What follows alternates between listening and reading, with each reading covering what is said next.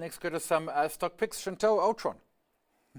Yes, so I had a look at what stocks on the JSE are oversold on the 14-day RSI, and Altron stood out, and I hadn't actually looked at the share for a few weeks. After they released results a few weeks ago, the share price really popped. They delivered excellent results, showing very strong growth in Netstar, the fintech business and the health tech business. And I don't understand why the share price has been under this much pressure since.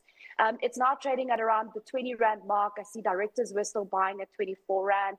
The share is trading on a forward PE below 10 times, forward dividend yield that looks really attractive as well. Their cash generation is very strong. The dividend is very high, and it's growing. The prospect for growth in all their businesses are very exciting. And I mean, I would implore on investors that are interested in Altron to actually go and look at the last results presentation, where they give a detailed view of the strategy of that business and how future focused they are. So Altron. Yeah, I hadn't looked at the chart. It's quite rough. You make good numbers and the market rewards you by selling your stock. Schalk, we've got a minute and a half. You're going with Total Energies. Yeah, I had Sasol last week. And keep on making the trend, my friend. So, it's an offshore listed company, Paris, also New York Stock Exchange in the US. So, I think just for the current environment, we've seen the oil price kick up. There is lots of geopolitical unrest. And this is just one of these companies that I think could be a very, very nice hedge against things escalating any further.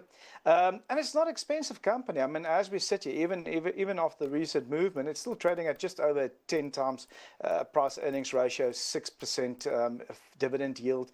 So it's a company that's singing the right songs. I mean, they're talking about 50% of their capital expenditure is going to be towards low carbon energy by 2030, and they want to try and achieve net zero emissions by 2050. So looking good. Definitely Total this week.